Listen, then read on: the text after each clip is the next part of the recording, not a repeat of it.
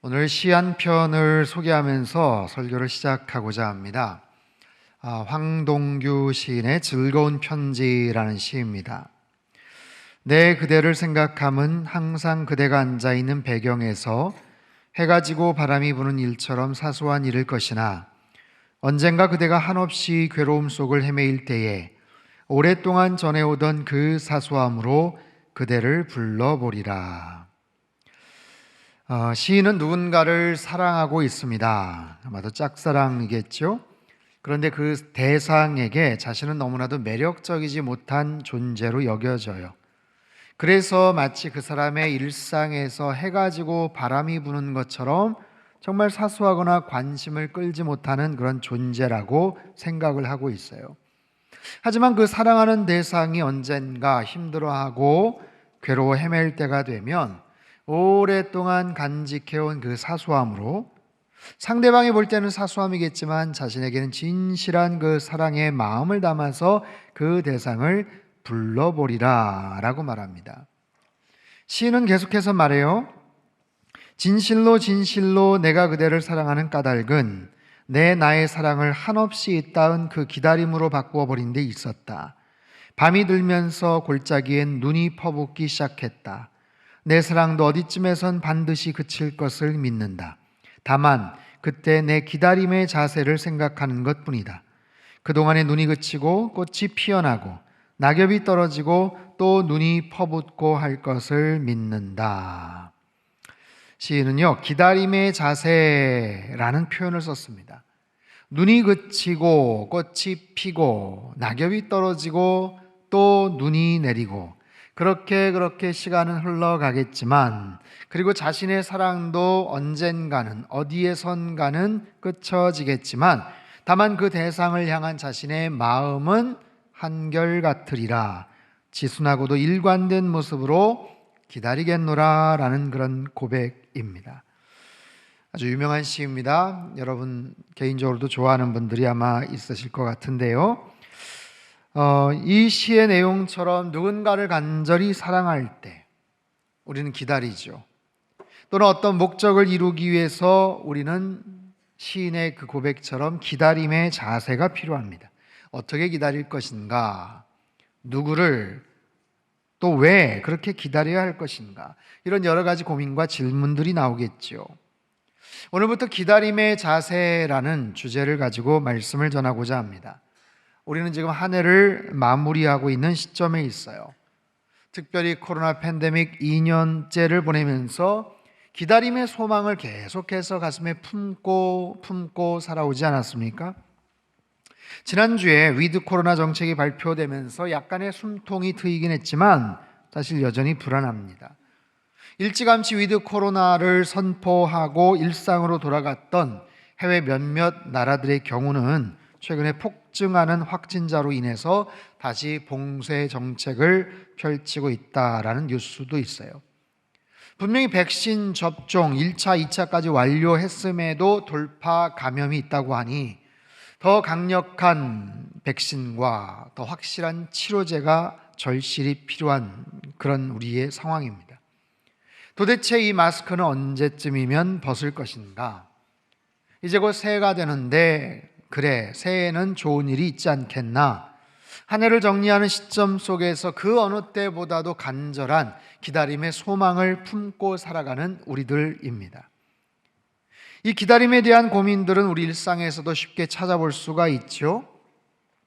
마트 계산대 앞에서도 사람들이 막 몰려 있어요. 그럼 어느 줄에 서야 되나? 어디가 좀 더 빠른가? 하면서 슬쩍슬쩍 고민을 합니다.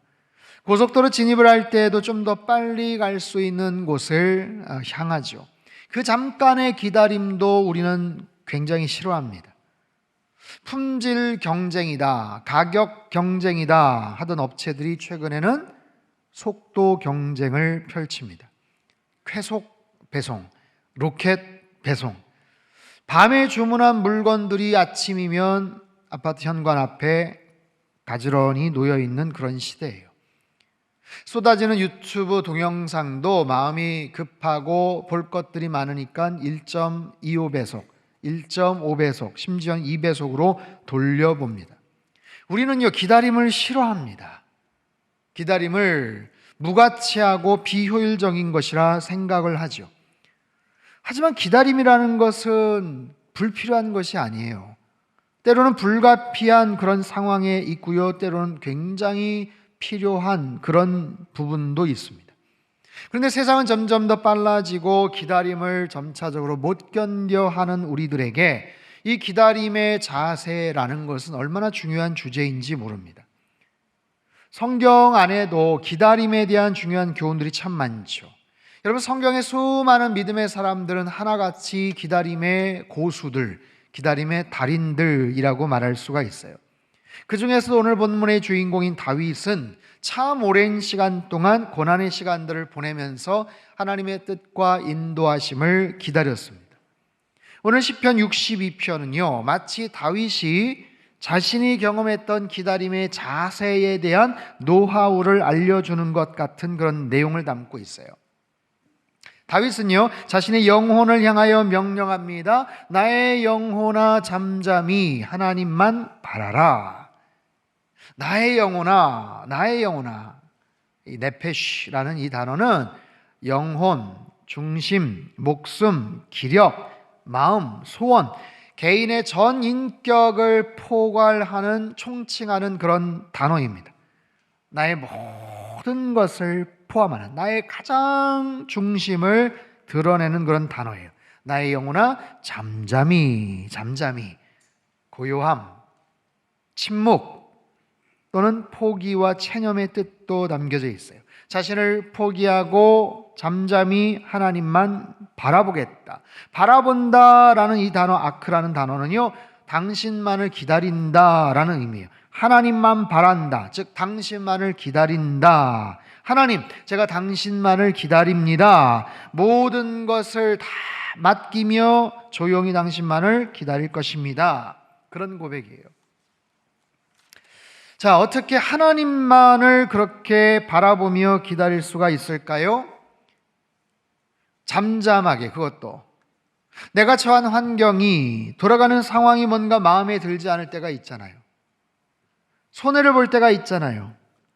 재산상의 문제, 건강의 문제가 생길 때가 있잖아요. 심지어는 생명의 위중함의 문제가 생길 때 사람들은 동요합니다. 잠잠히 있기가 어렵죠. 그런데 어떻게 자신의 생각이나 마음이나 중심을, 행동을 잠잠하게 유지할 수가 있을까요?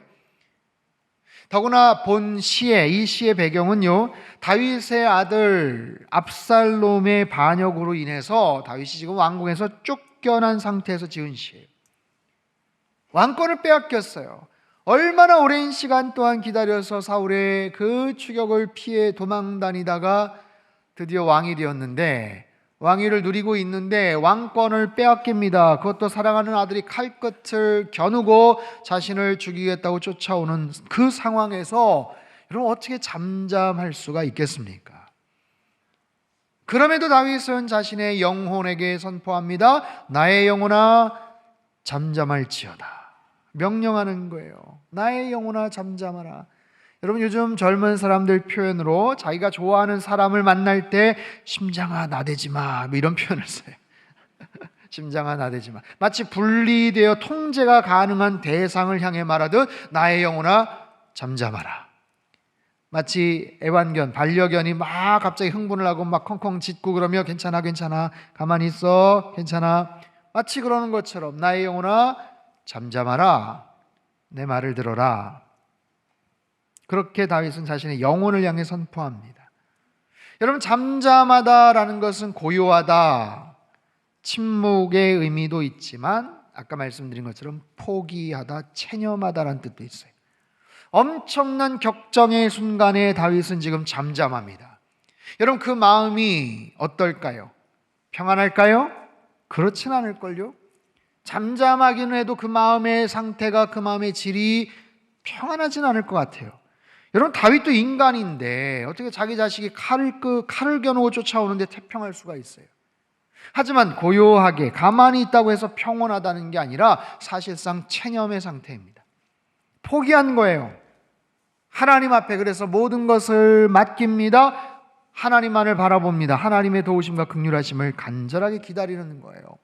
그럴 수 있는 이유가 있어요. 하나님이 나의 소망이시다. 5절 말씀 우리 같이 한번 읽어보죠. 시작. 나의 영혼아 잠잠히 무릇 나의 소망이 그로부터 나오는도다. 사도 바울도 말하죠. 환난은 인내를, 인내는 연단을, 연단은 소망을 이룬다. 환난은 언제나 견디기가 참 쉽지 않지만 하나님께서 주시는 소망의 빛을 본다면 그 환난을, 그 어려움을 견디고 인내할 수 있겠죠.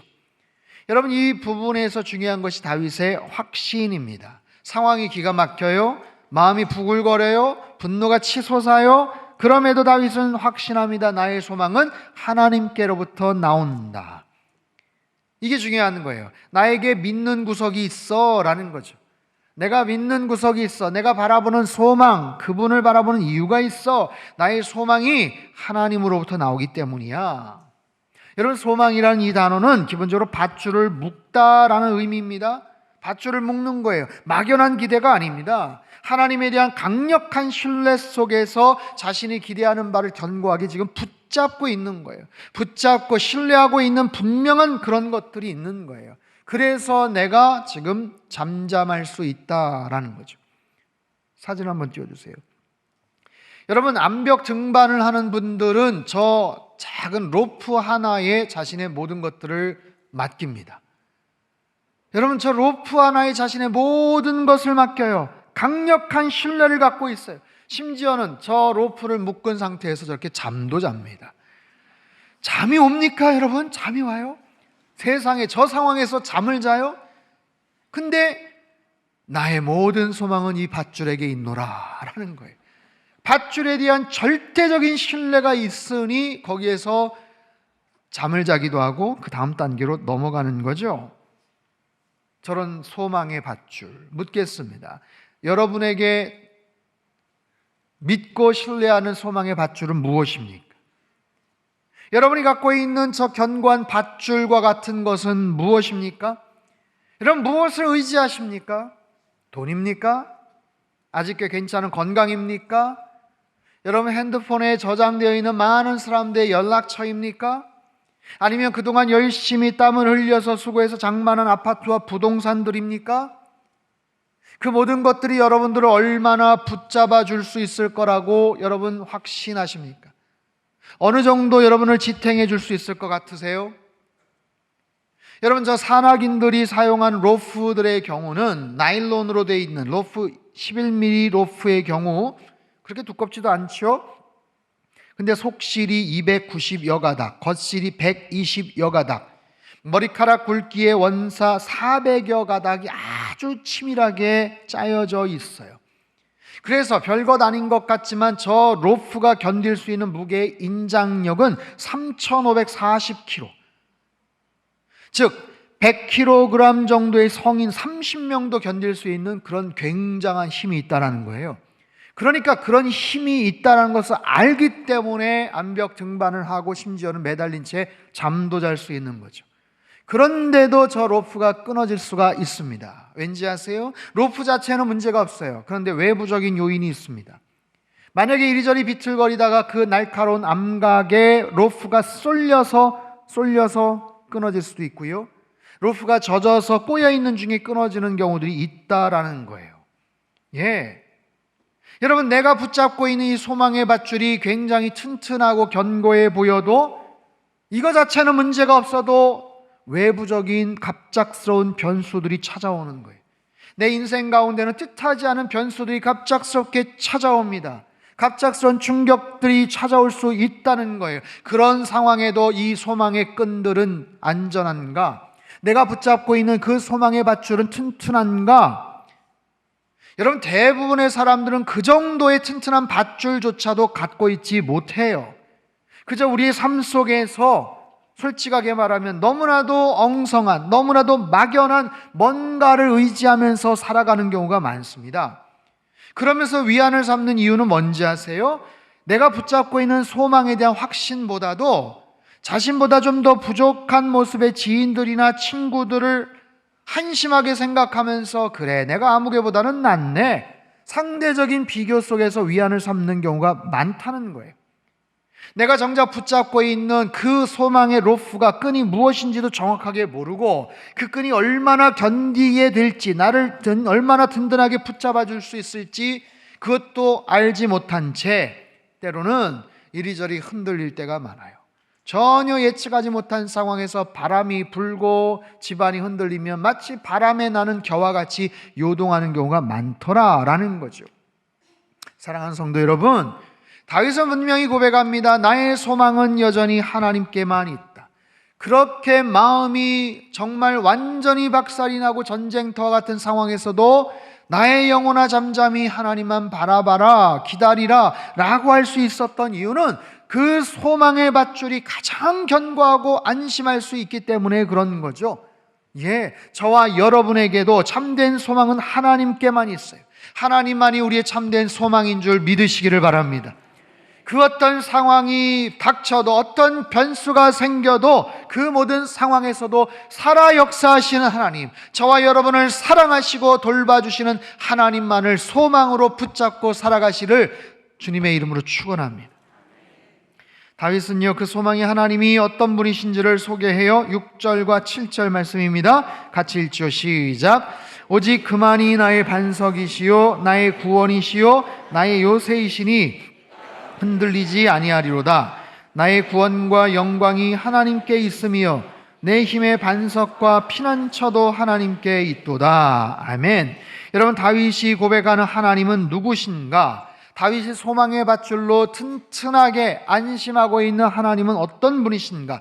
여러 가지 표현들이 나오지만 중복되는 표현을 빼면 5가지. 반석, 구원, 요새, 영광, 피난처.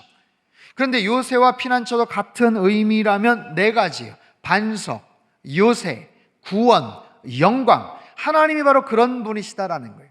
하나님이 그것뿐이시겠어요? 하나님은 훨씬 더 크고 놀라우신 하나님이시지만 이 본문을 통해서 다윗이 고백하는 것, 하나님은 나의 반석이십니다. 든든한 반석이에요. 여러분, 집안이 흔들린다는 것은 얼마나 두려운 일일까요? 일본이나 LA나 아니면 지진을 부분적으로라도 경험을 하신 분들이라면 이 지진이, 땅이 흔들린다는 것은 얼마나 두렵고 공포스러운 일인지를 몰라요. 그러나 반석이신 하나님은 흔들리지 않아요. 사방팔방이 흔들릴 때 견고한 반석 되시는 하나님, 절대로 흔들리지도 허물어지지도 않습니다. 또한 하나님은 요새다. 나의 피난처, 나의 요새가 되신다. 피할 곳을 의미하죠. 견고하게 자신을 보호해 줄 수 있는 곳, 피난처가 되시는 곳. 재난의 상황에서, 어려움의 상황에서, 고통의 순간에도 나를 감싸주시고 피신해 할 수 있는 그런 곳이 된다는 것. 또한 하나님은 구원이 되시고 영광이 되십니다. 하나님의 구원, 하나님은 나의 구원이십니다. 여러분, 우리가 하나님을 의지할 때, 예수 그리스도를 의지할 때 그 분명한 구원의 소망을 여러분 믿으시기를 바랍니다. 예수 그리스도의 십자가의 사건으로 우리에게 놀라운 구원이 임한 줄로 믿습니다. 그 구원은요, 취소되지 않습니다. 그 구원은 결함이 없어요. 완전한 거예요. 영원한 거예요. 확실한 거예요. 그래서 그 구원의 하나님을 우리가 바라볼 때 하나님이 우리에게 영광을 주셔요. 우리를 영화롭게 하십니다. 다윗의 신세가 지금 처량합니다. 딱합니다. 얼마나 부끄럽습니까? 세상의 아들에게 반란을 당하고 쫓겨나서 얼마나 정말 수치스러운 상황이에요. 하지만 하나님은 나의 영광이십니다. 나를 일으켜 주실 겁니다. 나의 수치를 거두어 주실 겁니다. 결국에는 나의 모든 것을 다시 회복시켜 주실 겁니다. 그런 믿음의 고백. 그래서 나는 흔들리지 않아. 흔들리지 않겠다는 거예요. 와, 상황이 그 지경인데 흔들리지 않는다. 나 괜찮아. 아직도 괜찮아. 걱정하지 마세요. 나는 흔들리지 않습니다. 여러분, 우리 모든 신앙생활에 있어서 믿음의 어떤 수치를 측정을 할 수는 없겠지만 우리가 살면서 우리의 믿음이, 우리의 신앙이 흔들릴 때가 있잖아요. 누구나 다 마찬가지예요. 시간이 지나면서, 환경이 바뀌면서 흔들립니다. 마음이 흔들려요. 믿음이 흔들리는 거예요. 사람과의 관계가 흔들리는 거예요. 상황이 바뀌면서, 환경이 바뀌면서 마음이 흔들려요. 그러나 다윗은 분명히 말합니다. 하나님이 어떤 분이신지를 알기 때문에 나는 흔들리지 않습니다. 흔들리지 않는 분명한 믿음의 고백. 여러분, 이런 믿음의 고백을 마음속에 품고 흔들리지 않는 소망을 가지고 살아가야 되는 거예요. 흔들리지 않는 것. 근데 흔들리는 것보다 더 안 좋은 게 뭔지 아세요? 흔들리는 것보다 더 안 좋은 것, 그 소망의 대상을 잘못 잡는 거예요. 소망의 대상이 엉뚱한 데 있는 거예요. 소망의 대상을 잘못 잡고 더군다나 흔들리지 않는 거예요. 이게 최악이죠. 소망의 대상을 잘못 잡았으면 흔들려야 돼요. 아, 내가 이거 잘못 가는 거 아니야? 내가 삐뚤게 가는 거 아니야?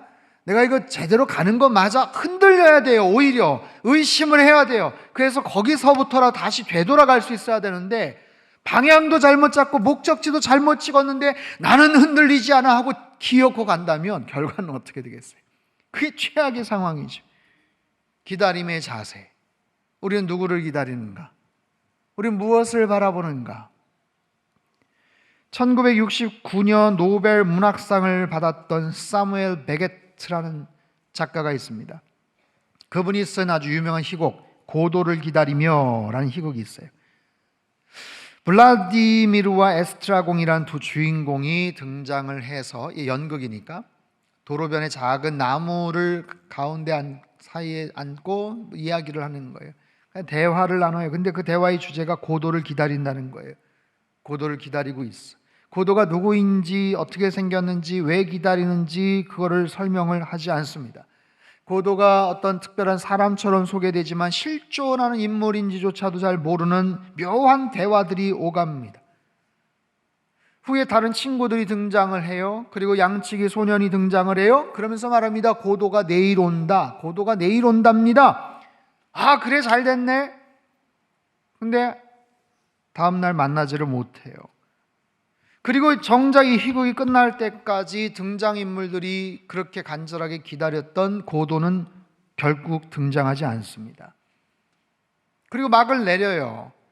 고도가 누구인지, 도대체 그 사람이 누구인지, 왜 기다렸는지를 이야기하지 않습니다. 그냥 제목이 고도를 기다리며 해요. 수많은 사람들이 묻죠. 도대체 고도가 누구냐? 그들이 왜 기다린 거냐? 이 질문의 저자인 사무엘 베게트가 말합니다. 내가 그걸 알았다라면 작품 속에 썼을 거다.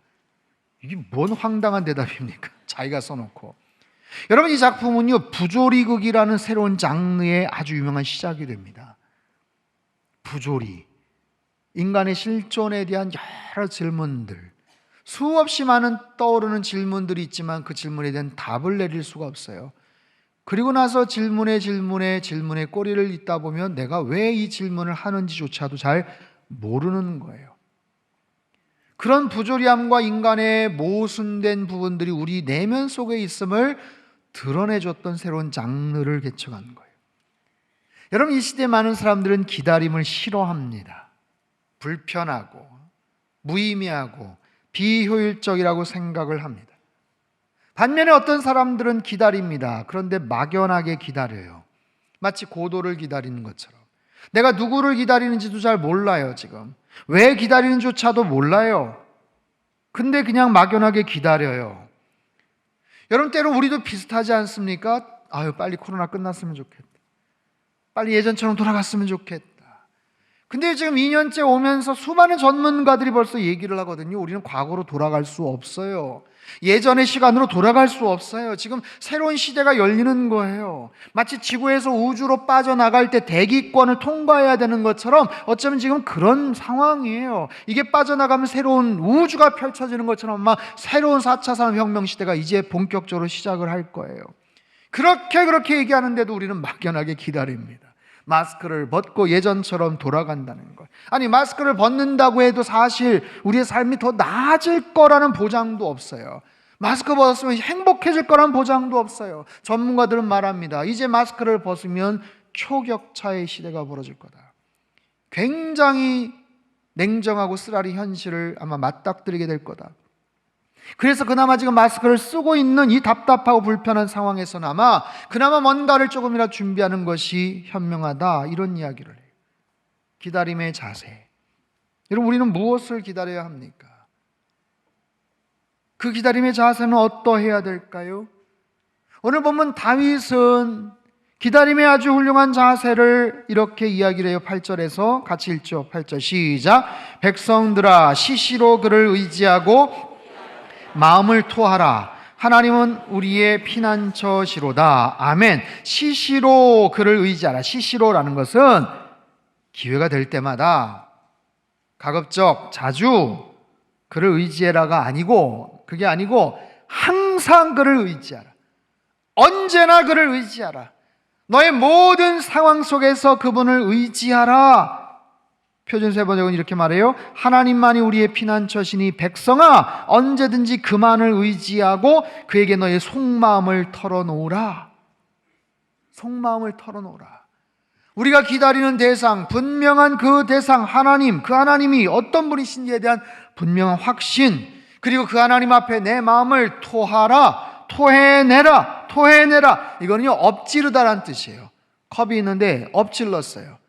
물이 담겨 있는데 엎질렀어요. 아무리 반사신경이 좋아서 딱 채간다고 해도 이미 대부분의 물은 다 쏟아진 거예요.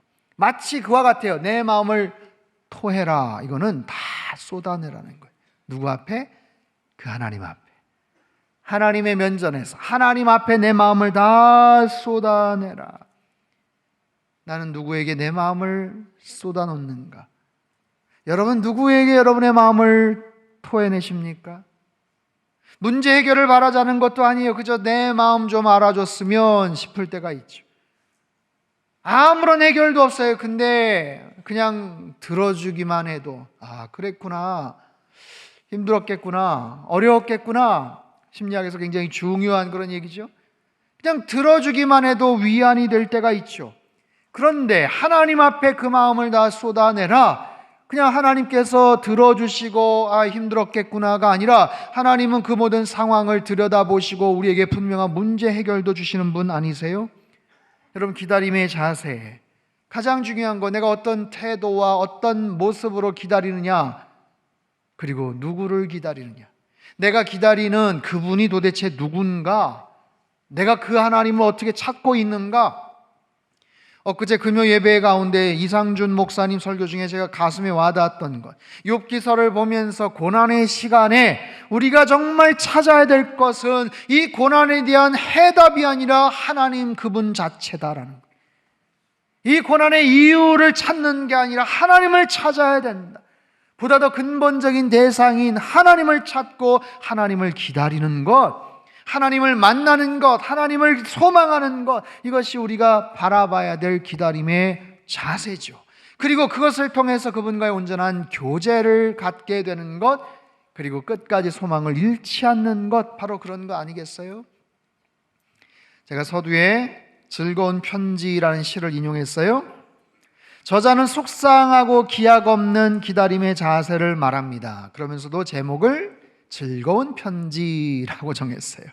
사실 내용을 보면 즐겁지 않은 편지예요. 왜냐하면 그 고백조차도 제대로 할 수가 없고 언젠가 나의 사랑이 끝일 것이다 라는 참 가슴 아픈 편지이기도 합니다. 하지만 시인은요, 시작도 못 해보고 영원할 수도 없지만 그런 사랑의 감정을 품을 수 있어서 그나마 시인에게는 즐거운 편지다라고 이야기합니다. 여러분, 이 황동규 시인은요, 그 유명한 황순원 씨의 아들입니다. 황순원 씨가 누구죠? 소나기라는 작품을 쓰신 황순원 씨의 장남이에요. 이분이 아버지의 정말 그 좋은 문학적 재능과 DNA를 받아서 태어나셔서 그런지 어릴 때부터 재능을 발휘했고 여러 시들을 썼고, 이 즐거운 편지라는 유명한 시도 고등학교 3학년 때 쓴 시랍니다. 고등학교 3학년 때 여대생 누나를 짝사랑하며 지었던 시. 언젠가 인터뷰에 나왔는데 그 여대생 누나가 지금은 미국 어딘가에 사는 할머니가 되었다라고 그렇게 얘기를 해요. 여러분, 이처럼 분명한 대상이 있지만 이루어지지 않는 기다림도 있죠. 반면에 고도를 기다리며 해서처럼 간절하게 기다리지만 정작 누구를 무엇을 기다리는조차도 모를 때가 있어요. 하지만 믿음의 사람들은 어떠해야 될까요? 기다림의 자세는 다윗의 고백처럼 하나님께만이 나의 소망이 있습니다. 나의 소망의 튼튼한 밧줄은 바로 하나님으로부터 옵니다. 그분이 나의 반석이시여 요새시여 구원이시여 영광이 되십니다. 그리고 결국에는 그 소망이 성취되는 것, 나의 이 기다림이 틀리지 않았음을 확인하는 승리의 결과가 주어진다라는 거예요. 사랑하는 성도 여러분, 우리 참 소망 되시는 예수 그리스도만을 바라보며 사시기를 축원합니다. 여러분, 그분을 기다리십시오. 그리고 모든 마음을 그분께 아뢰십시오. 의지하고 토해내십시오. 여러분의 마음을 그분에게 토해내는 거예요. 내 마음을 힘들 때마다 그분 앞에 다 아뢰는 거예요. 속상한 일이 있을 때마다 아뢰는 거예요. 내가 포기하고 싶을 때마다, 절망할 때마다 아뢰는 거예요. 그분 앞에 마음을 토해내는 거예요. 사람들 찾아다니고 아는 지인들 여기저기 연락하는 게 아니라 내 마음을 그분 앞에 다 토해내는 거예요. 때로는 무력감과 패배감을 느낄 때마다 나의 속마음을 그분 앞에 다 토해내는 거예요. 이게 올바른 기다림의 자세입니다. 그럴 때 하나님께서 우리를 만나주시고 우리를 승리케 하실 줄 믿습니다. 흔들릴 수밖에 없는 모든 상황에서도 그분이 나의 반석과 요새가 되어주실 줄로 믿습니다. 그리고 우리의 구원이 되시고 우리를 영화롭게 만드시는 그 하나님이 되실 줄 믿습니다. 언제나 그 하나님만을 바라보시고 크신 은총과 축복을 경험하는 저와 여러분의 삶이 되시기를 주님의 이름으로 축원합니다. 하나님 아버지, 힘들고 어려운 시간들을 저희가 살아가고 있습니다. 기다리고 있지만 때로는 뭐를 기다리고 있는지, 그 막연한 기다림의 대상과 목적과 이유도 알지 못한 채 뭔가를 기다릴 때가 있습니다. 하지만 다윗의 고백처럼 나의 소망이 하나님으로부터 분명히 온다는 것을 확신하며 그 하나님이 나의 반석이요 요새시요 구원이시요 영광이 되심을 분명한 믿음의 고백으로 주님 앞에 올려드리게 하여 주시옵소서. 힘들 때마다, 속상할 때마다, 포기하고 절망할 때마다, 무력감과 패배감을 느낄 때마다 하나님 앞에 내 마음을 다 쏟아내게 하시고 그 마음을 위로받으며 참된 소망의 끈을 다시 붙잡으며 결국에는 승리케 하실 주님 안에서 참된 평강과 은혜와 축복을 누리는 우리 모든 성도님들 다 되게 인도하여 주옵소서. 귀하신 예수님의 이름으로 기도합나이다. 아멘.